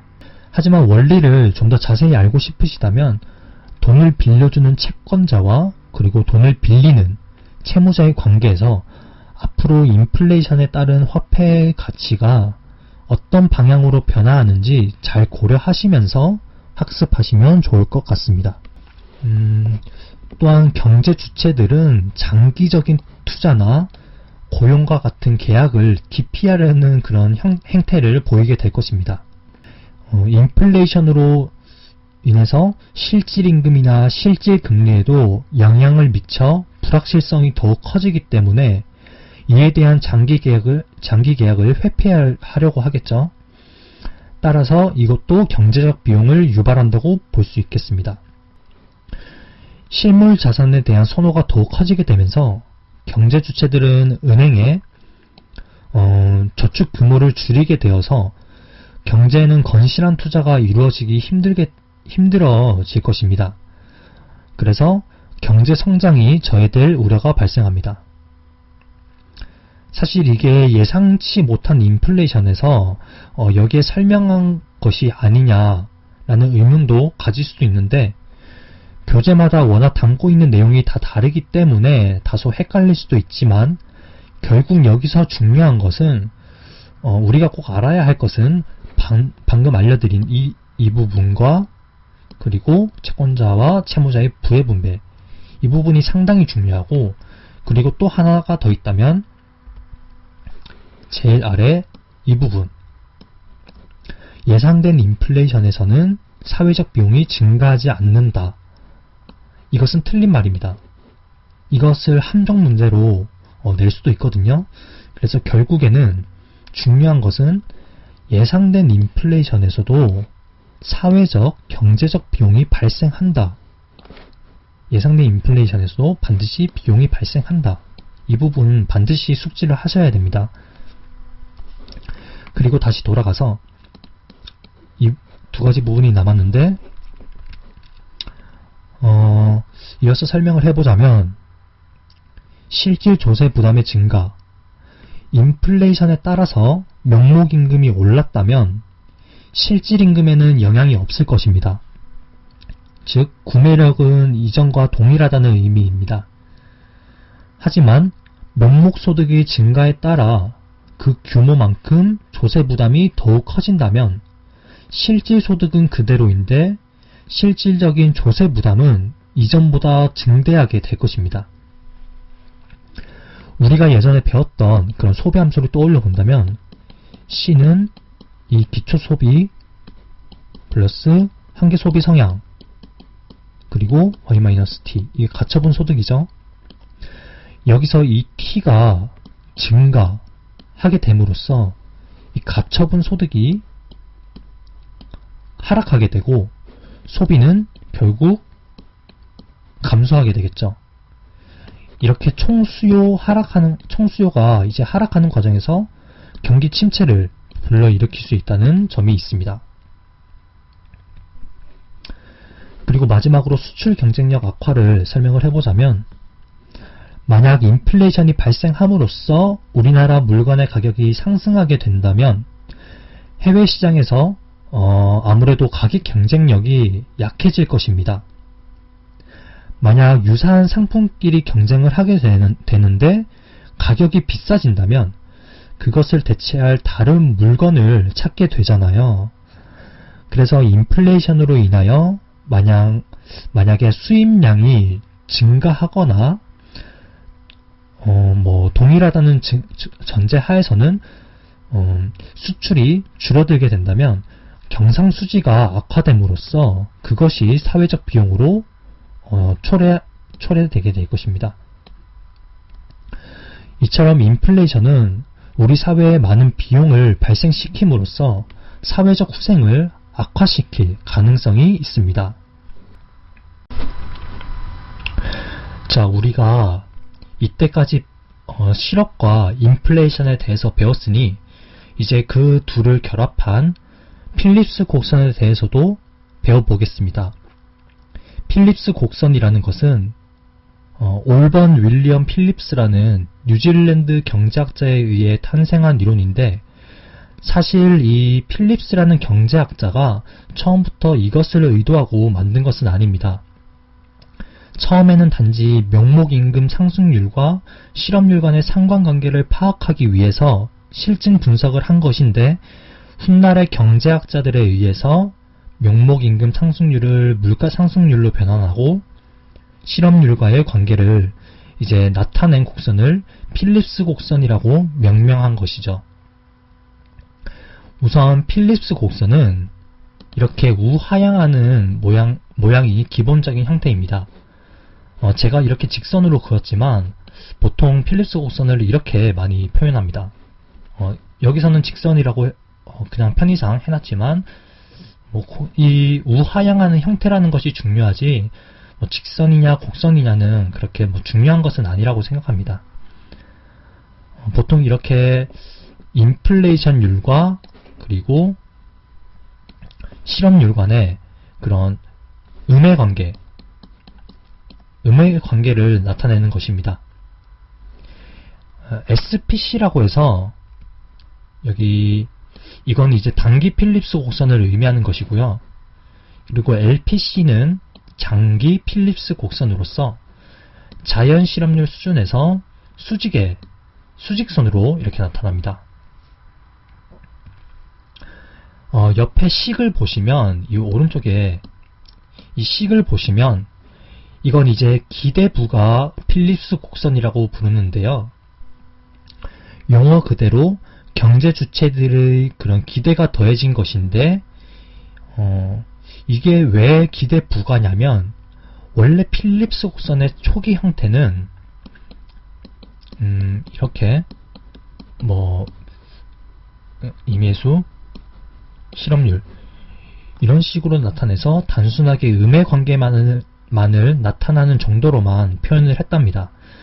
하지만 그렇게 된다면 몇 가지 한계점을 나타내는데 먼저 장기 필립스 곡선을 설명하기가 어려워집니다. 단기 필립스 곡선상에서는 정부 정책의 효과가 명확하여 정부가 현재 경제 상황을 진단하고 원하는 방향으로 정책을 수립하고 시행할 수 있습니다. 하지만 우리가 예전에 총공급, 총수요를 배울 때 혹시 수직의 그 총공급 곡선 이거 혹시 기억을 하시나요?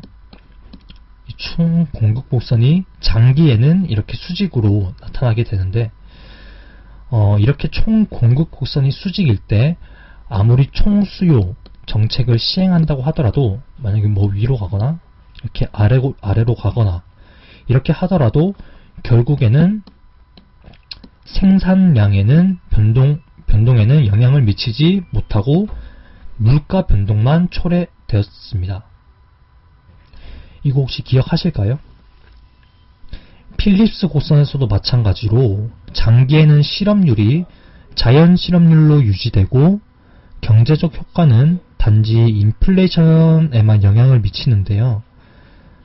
단기 필립스 곡선에서는 항상 실업률과 이런 인플레이션 간의 상충관계를 나타내기 때문에 이것 간의 상충관계만을 나타내기 때문에 장기 필립스 곡선을 적절하게 설명하지 못합니다.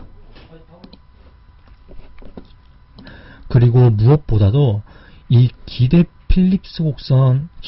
필립스 곡선이 제시된 결정적인 배경은 바로 1970년대에 발생한 스태그플레이션 때문이었습니다. 왜냐하면요, 다시 이것을 그려보자면, 기존의 필립스 곡선이 이런 형태였을 때, 만약, 여기서, 기존의 단기 필립스 곡선에서는 정책 시행에 따라 인플레이션이 상승하면 여기서 실업률이 상승하면 인플레이션은 감소하고 이렇게 항상 둘 간의 음의 관계를 나타내고 있었는데 이러한 상충 관계를 가졌는데 이것은 물가 안정과 그리고 완전 고용이 동시에 달성될 수 없음을 의미합니다. 즉 둘 중 하나는 반드시 희생되어야 한다는 것이었죠. 그런데 1970년대에 유가 상승과 같은 그런 스태그플레이션이 발생함으로써 이렇게 총공급 총수요 곡선을 그리면 이 우상향하는 게 총공급이죠. 이것이 스태그플레이션이 발생함으로써 물가는 여기다가 할까요? 물가는 상승하고 그리고 Y값 생산량 경기는 침체하게 되었습니다. 이것을 한 번에 겪게 되었던 것입니다. 그래서 단기 필립스 곡선은 이렇게 스태그플레이션이 발생하면 단기 필립스 곡선은 상방으로 이동하게 되는데 이건 경기가 불안정해지고 물가도 상승하게 되고 한마디로 이중고를 겪게 되는 것입니다. 나중에 오쿤의 법칙에서 짧게 설명하겠지만 경기 침체로 인한 그런 생산량 감소는 실업률 증가와 연결되는 것이거든요. 이처럼 스태그플레이션이 발생하면 필립스 곡선 그래프에서 인플레이션과 그리고 실업률이 동시에 상승하게 되는데 기존의 단기 필립스 곡선으로는 이런 것들을 적절하게 설명할 수가 없었습니다. 왜냐하면 단기 필립스 곡선은 그냥 우하향하는 형태인데 이 곡선상에서 경제를 적절하게 조절하면 되는 것이었었는데 이 자체가 자체적으로 이동하게 되는 것이니까 이것을 설명하기가 상당히 까다로웠던 것이죠.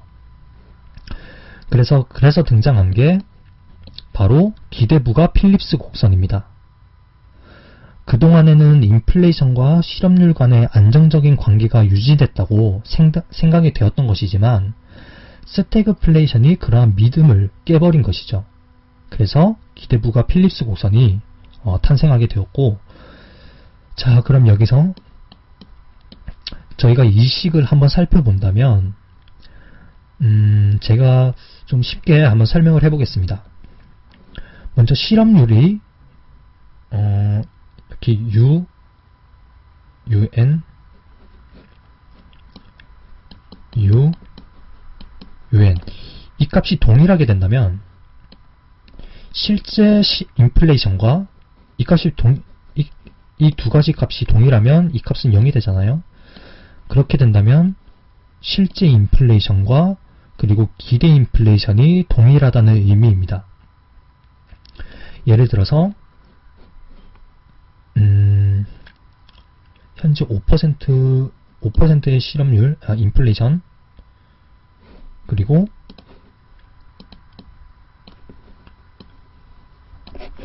만약 원래 지금 이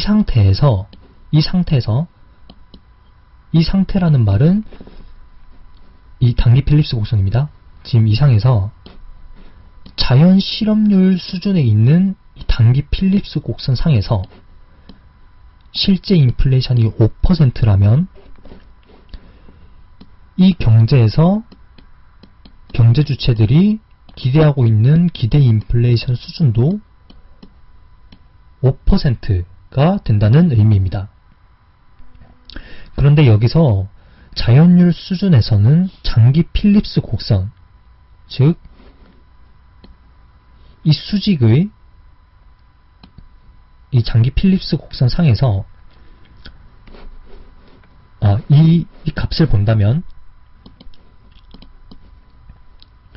실업률과 그리고 그 자연 실업률 수준이 동일한 상태에서는 인플레이션과 기대 인플레이션이 동일한 값을 가지기 때문에 만약 실업률이 항상 자연 실업률 수준, 이 수직선, 이 상태에서만 유지가 된다면 어떤 곳이든 어떤 점이든 장기 필립스 곡선 상에서는 인플레이션과 그리고 기대 인플레이션이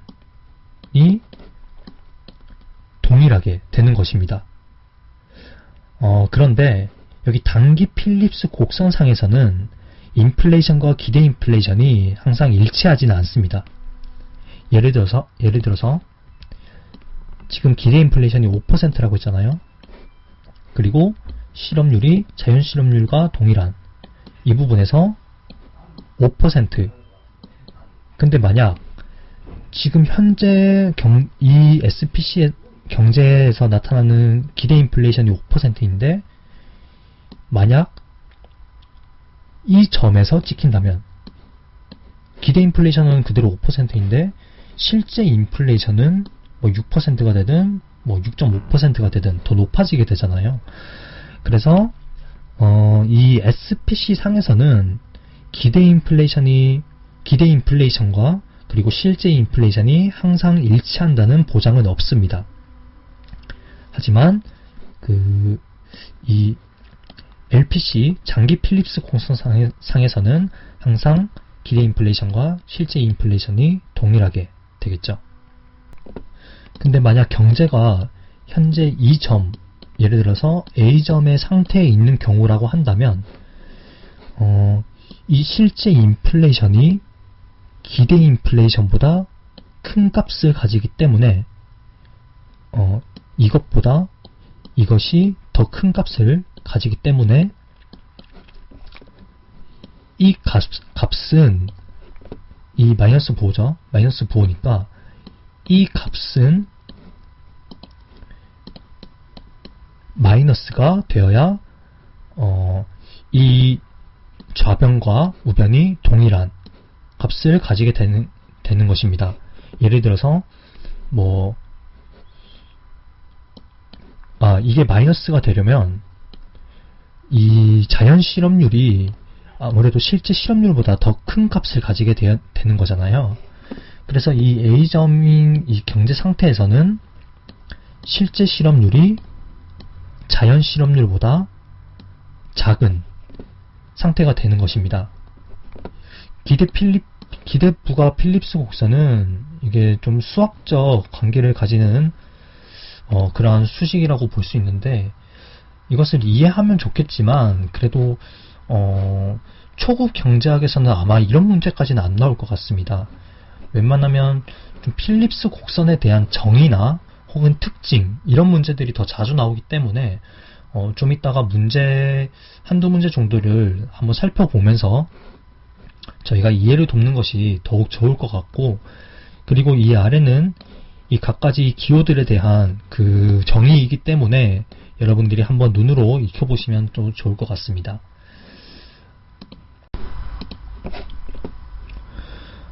자, 그런데 여기서 저희가 아까 자연 실업률 가설에 대해서 한번 배워봐야 되는데, 이 자연 실업률 가설이라는 것은 실업률을 낮추기 위해서 아무리 확장적 통화정책,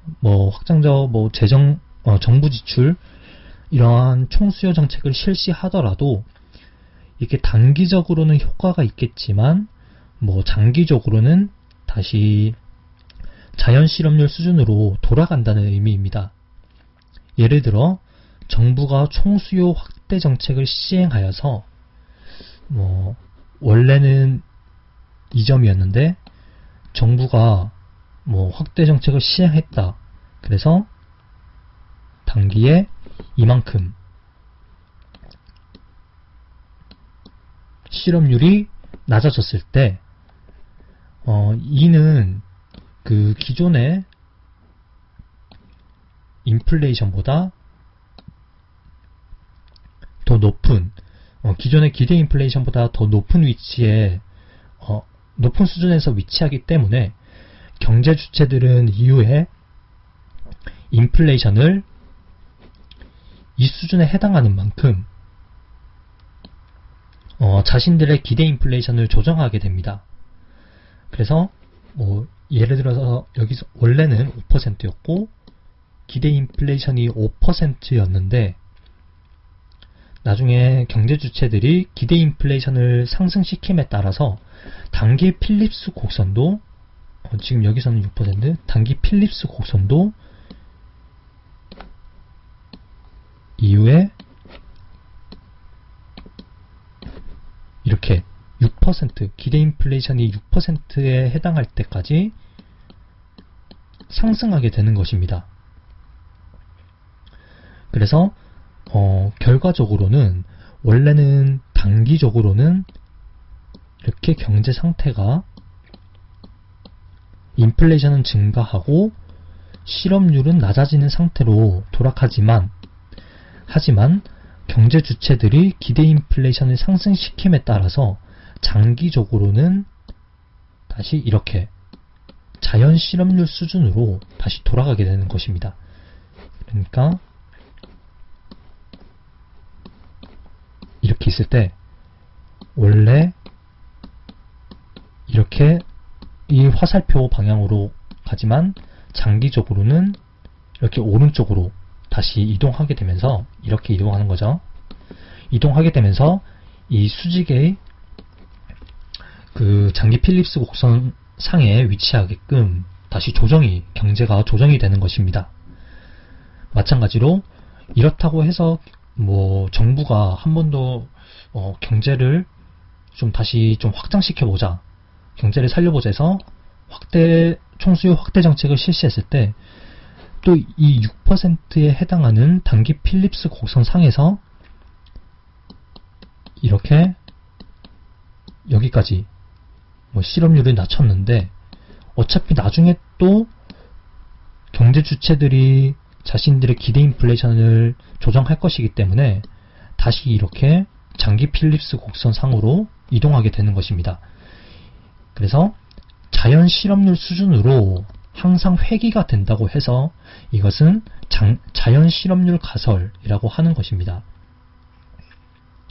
그리고 제가 아까 이 강의에서 이전에 자연 실업률을 살펴보면 나이루라는 용어를 사용했잖아요. 나이루라고 했었는데 이것은 자연 실업률을 주장하는 그냥 설명하는 하나의 주장입니다. 나이루가 무슨 영어의 약자인데 엄청 길어서 제가 다 외우진 않았고요. 그 뜻을 풀이해보자면 인플레이션을 가속화하지 않는 최저의 실업률이라고 합니다. 여기서 살펴보면 제가 아까 이 자연 실업률보다 낮은 상태, 여기보다 낮은 상태, 이 수준, 예를 들어서 이 수준으로 갔을 때 자, 여기까지 간다고 하더라도 결국에 장기적으로는 자연 실업률 수준으로 다시 돌아가기 때문에 장기적으로는 경제 상태는 동일한데 결국에는 인플레이션만 가속화, 그러니까 높아졌잖아요. 그런데 또다시 실업률을 낮춘다고 하더라도 뭐 이 상태에서 다시 여기까지 낮췄는데 또다시 자연 실업률 가설에 의해서 이렇게 자연 실업률 수준으로 돌아가고, 하지만 인플레이션은 더 높아지고, 그래서 자연 실업률은 결국에는 이 인플레이션을 가속화하지 않는 최저의 실업률이다 라고 하는 겁니다. 이것보다 낮은 수준에서는 어차피 인플레이션이 높아지기 때문에 인플레이션이 가속화되는 것이죠. 하지만 이 자연 실업률 수준에서는 인플레이션이 가속화되지 않기 때문에 가속화하지 않는 최저의 실업률이기 때문에 이를 자연 실업률을 정의하는 하나의 용어로 사용하는 것입니다. 그래서 자연 실업률을 설명하는 하나의 개념인 나이루를 이제 내포하는 내용을 제가 설명을 드렸고요. 이것도 한번 공부해보시면 좀 이해가 되실 거라고 생각하는데 처음에는 다소 어려울 수 있습니다. 저도 이게 나이루라는 용어가 이 정의가 특히 헷갈렸거든요. 근데 결국에는 자연 실업률보다 낮아지면 인플레이션은 높아진다. 이것에 초점을 두고 학습을 하시면 아마 좀 이해가 더 쉽지 않을까 그렇게 생각을 합니다. 참고를 해주시면 좋을 것 같고요. 자, 그러면 저희가 두 문제 정도 한번 더 풀어보겠습니다. 적응적 기대 가설에 기초한 필립스 곡선에 관한 설명으로 옳지 않은 것은, 옳지 않은 것이네요. 여기서 그 적응적 기대 가설이라는 것은 우리가 아까 전에 봤던 기대부가 필립스 곡선을 물어보는 것입니다. 이 가설을 만든 학자들이 프리드만이나 아니면 펠프스와 같은 통화주의 학파에 속한 그런 경제학자들인데 적응적 기대하에 해당 모형을 제시했기 때문에 이것을 적응적 기대 가설이라고도 부르는 것입니다. 그럼 저희가 1번부터 한번 살펴보겠습니다. 정부 지출의 증가, 그리고 단기적으로 경제균형 이렇게 돼서 실업률은 낮고 인플레이션은 더 높은 곳. 이것은 이제 옳은 설명이죠. 단기 필립스 곡선상에서 정부 지출의 증가가 이루어진다면 이렇게 이동하는 것이기 때문에 인플레이션은 높아지고 실업률은 낮아진다. 옳지 않은 것이니까 이건 정답이죠. 그리고 통화량 증가, 장기적으로 경제적 균형은 필립스 곡선에 따라 실업률은 변하지 않고 더 높은 곳으로 이동한다. 이것은 저희가 방금 봤던 그 자연 실업률 가설에 따르면 어차피 정부가 이 상태에서 확장적 통화 정책을 시행해봤자 결국에는 자연 실업률 가설에 의해서 장기적인 수준으로 돌아간다고 말씀드렸잖아요. 그래서 실업률은 결국 자연 실업률 수준에서 변함이 없고 결국에는 인플레이션만 가속화시킨다. 그래서 2번도 옳은 말입니다. 3번, 유가 상승과 같은 공급 충격은 단기적으로 필립스 곡선을 왼쪽으로 이동시켜 모두 낮은 점으로 이동한다. 이것이 틀린 설명이죠. 왜냐하면 필립스 곡선은 이제 유가 상승과 같은 공급적 충격은 그 AS 곡선, 총 공급 곡선이 좌측으로 이동함에 따라서 물가가 상승하고 그리고 경기가 침체하잖아요. 경기가 침체하면 실업률은 높아지고 인플레이션은 상승하게 되는데 만약 단기 필립스 곡선이 왼쪽으로 이동하면 물가는 낮아지고 실업률도 낮아지고 인플레이션 낮아지고 실업률도 낮아지고 그러면 오히려 경제가 좋은 상태잖아요. 근데 유가 상승과 같은 공급적 충격은 물가는 오르고 그리고 경기는 침체되는데 단기 필립스 곡선이 왼쪽으로 이동한다는 것은 말이 안 됩니다. 원래 그 스태그플레이션과 같은 현상이 발생하게 된다면 단기 필립스 곡선은 오른쪽으로 이동합니다. 그래서 왼쪽으로 이동한다는 말은 틀렸고요. 그래서 정답은 3번이죠. 정답 3번. 이게 옳지 않은 거 고르는 겁니다. 정답 3번이고 그리고 4번 예상 인플레이션 이거는 이제 기대 인플레이션과 동일한 말입니다. 높을수록 단기 필립스 곡선은 더 높은 곳에 위치한다. 네, 맞는 말이죠. 왜냐하면 여기서 이 값이 커지게 된다면 결국 이것도 커지고 이 필립스 곡선, 이 단기 필립스 곡선이 이렇게 높아지게 됩니다. 왜냐하면 이 SPC 수준에서보다 여기서의 그 기대 인플레이션 수준보다 여기서의 이 필립스 곡선, 이 단기 필립스 곡선 상에서의 그 기대 인플레이션이 더 높은 수준이기 때문에 기대 인플레이션이 더 높을수록 단기 필립스 곡선은 더 높은 곳에 위치한다. 이것도 옳은 설명입니다. 그리고 5번 프리드만에 의하면 장기적으로 실업률은 인플레이션과의 상충관계가 성립하지 않는다. 자연 실업률 가설을 만든 학자가 프리드만과 같은 경제학자입니다. 아무리 단기적으로 확장 정책을 펼쳐서 그 실업률이 한시적으로는 낮아질지 모르나 지속되지는 않습니다. 이거 제가 잘못 적었네요. 이거 오타가 났는데 이거 인플레이션입니다.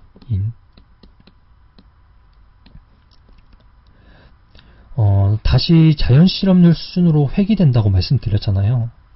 자연 실업률 가설이 그런 것인데 결국 실업률에는 아무런 영향을 주지 못하고 장기적으로는 인플레이션만 가속화시킵니다.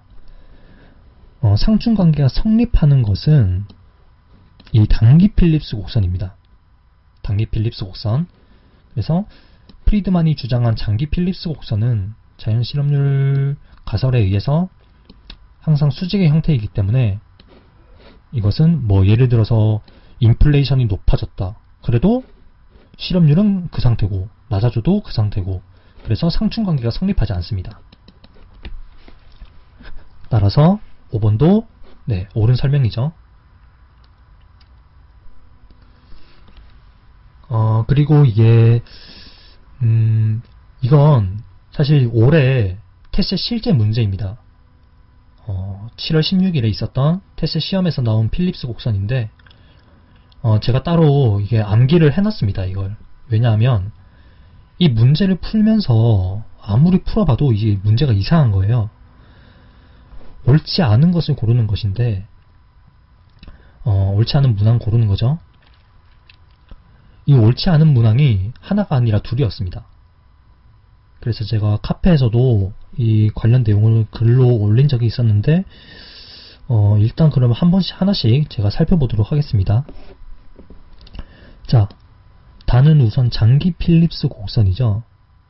그리고 가와 나, 이거는 우하향하는 형태의 단기 필립스 곡선입니다. 원래 시험 문제에서는 제가 아까 전에도 말씀드렸다시피 이 실제 시험 문제에서는 이렇게 곡선의 형태로 우하향하는 모습으로 그려졌었는데, 사실 이건 중요한 게 아니라 제가 그냥 직선의 형태로 표현해 본 것입니다. 임의로 표현을 한 것이고요. 그럼 1번 선지부터 한번 보자면, 가와 나는 단기 필립스 곡선이라고 한다. 네, 이건 당연히 옳은 말이죠. 단기 필립스 곡선, 당연히 옳은 말이고, 2번, 가와 나는 인플레이션 간의 상충 관계를 나타낸다. 네, 방금 여기서 또 말씀드렸죠. 항상 단기 필립스 곡선은 상충 관계를 나타냅니다. 네, 태세 시험이 이렇게 간단하게 나옵니다. 상당히 간단하게 나오기 때문에 오늘 제가 말씀드렸던 부분만 해도 거의 대부분의 문제는 맞출 수 있을 거라고 생각하기 때문에 기대 부가 필립스 곡선 같은 그런 수식, 이런 수식과 같은 문제는 태세 시험에서 거의 접할 수 없다고 봐도 과언이 아닙니다. 네, 잠시 말이 샜고요. 그리고 3번. 3번은 일단 넘어가고 4번 선지부터 보겠습니다. 이게 왜냐하면 여기서 옳지 않은 것을 묻는 문제인데 정답이 3번과 5번이었거든요. 두 문제가 나왔는데, 그렇기 때문에 제가 4번 선지부터 먼저 확인을 해보겠습니다. 4번, 다는 장기 필립스 곡선이며 자연 실험률 수준에서 수직이다. 네, 옳은 말이죠. 여기 원래 UN을 적었어야 했는데, 이 장기 필립스 곡선은 자연 실험률 수준에서 수직이 맞습니다. 그래서 아무런 정책적 효과가 나타나지 않고요. 즉, 다는 장기 필립스 곡선, 옳은 말이고, 그리고 이제 문제의 3번인데, 스태그플레이션이 발생하면 가의 모양은 우상향한다. 이것이 틀린 말이죠, 이게. 이게 제가 아까 전에 또 말씀드렸는데, 스태그플레이션이 발생하면 이렇게 가의 모양에서 나의 모양으로 이렇게 자체가 이동합니다. 뭐 모양이 바뀌는 게 아니라 그냥 이렇게 평행하게 이동합니다. 이것을 알기 위해서는 저희가 오쿤의 법칙을 한번 알아야 되는데, 그러면 다음 페이지에서 한번 오쿤의 법칙에 대해서 간략하게 한번 배워보겠습니다. 오쿤의 법칙은 또 사실 처음 접하는 분들도 제법 있을 거라고 생각을 하는데, 이거부터 먼저 설명을 드리고 이전 장으로 돌아가서 3번, 5번 선지를 풀이하겠습니다. 오쿤의 법칙이라는 것은 그 미국의 아서 오쿤이라는 경제학자가 실증 분석을 통하여 알아낸 하나의 법칙을 의미하는데요. 이것은 GDP 갭과 그리고 실업 갭 사이에 일정한 상관관계를 나타낸 것입니다. 상관관계를 발견한 것이죠. 이것을 이제 오쿤의 법칙을 나타내는 공식인데요. 우선 간략하게만 설명을 드리자면, 좌변은 실업률에서 자연 실업률을 제한 값이고, 그리고 우변은 완전 고용 생산량 수준에서 실제 생산량을 뺀 값의 오쿤 계수라는 파라미터를 곱한 값입니다. 물론 여기 좌변은 실업률이라고 해서 이제 비율인데, 우변은 그냥 절대적인 수치잖아요. 이것을 통일시키기 위해서 이 완전 고용 생산량에서 실제 생산량을 뺀 값에서 분모에 이렇게 완전 고용 생산량을 나눠주는 방식으로 해서 비율로 나타내주기도 하지만, 저희가 이런 좀 세부적인 것을 배우기보다는 오쿤의 법칙이 무엇인지에 대해서 한번 내용만 배워도 테스트 시험에서는 충분히 문제를 풀 수가 있습니다. 왜냐하면 결과적으로 중요한 것은 이 총 공급 곡선과 그리고 단기 필립스 곡선이 마치 거울을 맞댄 것처럼, 거울을 맞댄 모양처럼 그런 모양을 하고 있다는 것이 포인트거든요. 예전에서도 한번 이런 문제가 나온 적이 있었는데, 오쿤의 법칙을 나타내는 관계는 이라는 문제로 1번에 인플레이션과 생산량, 2번에 물가와 생산량, 3번에 실업률과 생산량, 이런 식으로 문제를 내므로써 오쿤의 법칙이 어떤 개념인지 간단하게 묻는 문제도 나왔었는데, 사실 자주 나오지는 않아요. 그래도 그 의미 정도는 알아두면 유용하게 쓰이니까 무엇과 무엇의 관계인지 정도는 숙지해 두시는 게 좋습니다. 오쿤의 법칙은 생산량과 그리고 실업률 간의 관계. 그런데 여기서 또 하나 알아봐야 할 사항은, 보통은 경기가 좋아서 생산량이 증가하게 된다면 우리 경제는 실업률은 하락하게 되겠죠. 왜냐하면 생산을 하기 위해서는 그만큼 노동이 더 많이 고용되어야 한다면 실업자 수는 당연히 줄어들게 될 것이고 실업률은 낮아질 테니까요. 즉, 위에 보이는 공식에서도 볼 수 있듯이 이 생산량이 늘어나면 이 실업률은 낮아진다. 그리고 다른 값은 일정하다는 가정하에, 그렇기 때문에 생산량이 증가하면 실업률이 감소한다라는 이 부분을 잘 숙지해 주시면 괜찮을 것 같고요. 그리고 이 A 값이 이제 그냥 파라미터인데, 이게 오쿤 계수라고 해서 0보다 크고 그리고 1보다 작은 값을 가집니다. 예를 들어서 이게 만약에 0.6이라는 수치를 나타낸다고 한다면 생산량이 1 증가하면 실업률은 0.6 감소하게 되겠죠.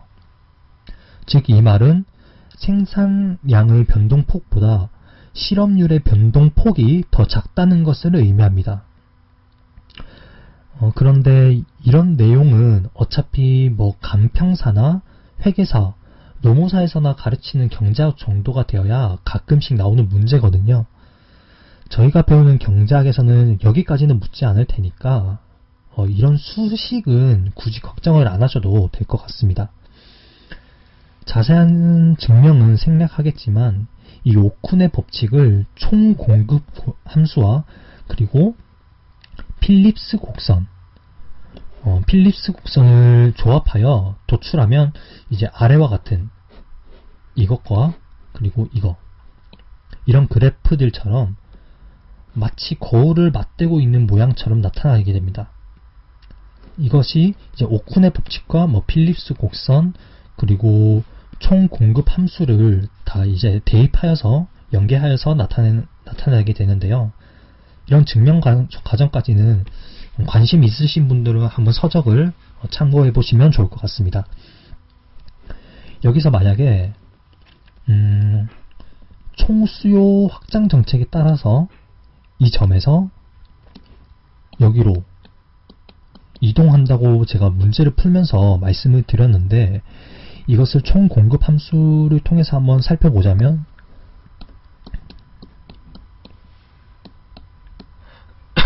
AD 곡선이 이렇게 우회하는 형태로 있을 것인데, 만약 총수요 확대 정책을 실시하게 된다면 이 AD 곡선이 우측으로 이동하게 되잖아요.